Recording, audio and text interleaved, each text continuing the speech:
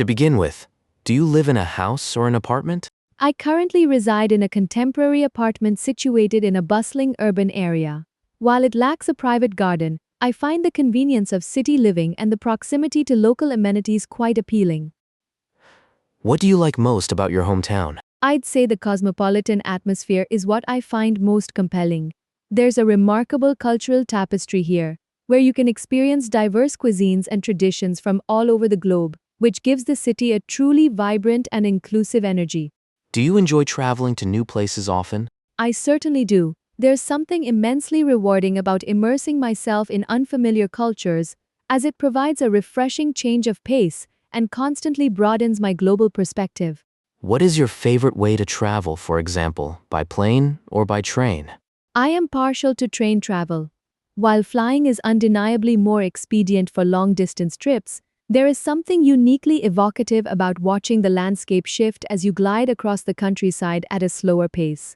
Do you prefer traveling alone or with a group of friends? To be honest, I'm quite torn.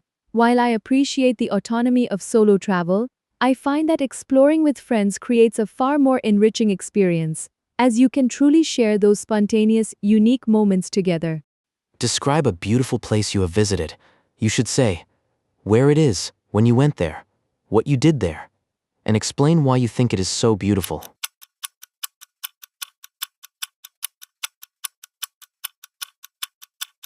Speaking of those shared experiences, if I had to pick one place that truly takes your breath away, it would have to be the village of Hallstatt in the Austrian Alps. I actually had the pleasure of visiting it a couple of years ago during a hiking expedition through the region. Because I was with a small group of friends, as I mentioned earlier, we were able to really soak in the atmosphere together.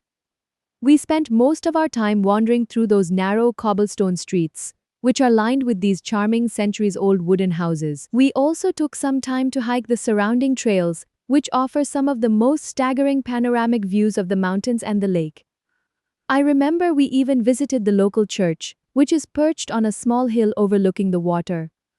One of my favorite memories was just sitting by the pier at dusk, watching the reflection of the village shimmer on the surface. I think what makes Hallstatt so incredibly beautiful is the sheer harmony between nature and human craftsmanship. It doesn't feel like a modern intrusion on the landscape. Instead, the village seems to nestle perfectly into the mountainside. There's a certain ethereal quality to the light there, especially in the early morning when the mist hangs over the water. It feels like a scene from a fairy tale, yet it possesses a very tangible sense of history and permanence. It's that unique blend of serene natural grandeur and meticulous architectural heritage that makes it, in my opinion, one of the most picturesque locations on Earth. Did you find it easy to get around that place? It was remarkably easy, actually. Most of the core heritage sites are within walking distance, and the local transport system is incredibly efficient and intuitive. How has the way people travel changed compared to previous generations? Well, I'd say the most profound shift lies in the democratization of travel.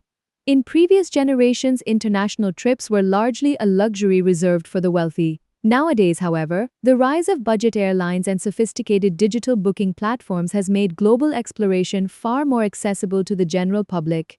Furthermore, there's been a significant pivot toward experiential travel, where people prioritize authentic cultural immersion and off-the-beaten-path connections over traditional, structured sightseeing. What are the environmental consequences of the rise in international tourism? The environmental repercussions are multifaceted and quite concerning. Primarily, the aviation industry contributes substantially to global carbon emissions, which significantly exacerbates climate change. Furthermore, over-tourism often leads to the systematic degradation of fragile ecosystems. For instance, coral reefs and pristine forests are frequently compromised by human encroachment and littering. Additionally, the massive influx of visitors can strain local infrastructure, leading to excessive waste production and the rapid depletion of essential resources like fresh water in many vulnerable regions around the world. In what ways can tourism contribute to the economic development of a country?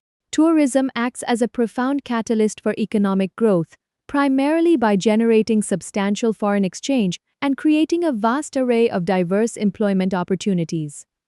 Beyond direct roles in the hospitality and aviation sectors, it triggers a multiplier effect that bolsters local economies by supporting small and medium-sized enterprises, such as artisanal crafts or local eateries. Furthermore, the revenue generated often incentivizes the government to invest heavily in public infrastructure, like transportation networks, which ultimately enhances the overall standard of living significantly for the local population and the surrounding community.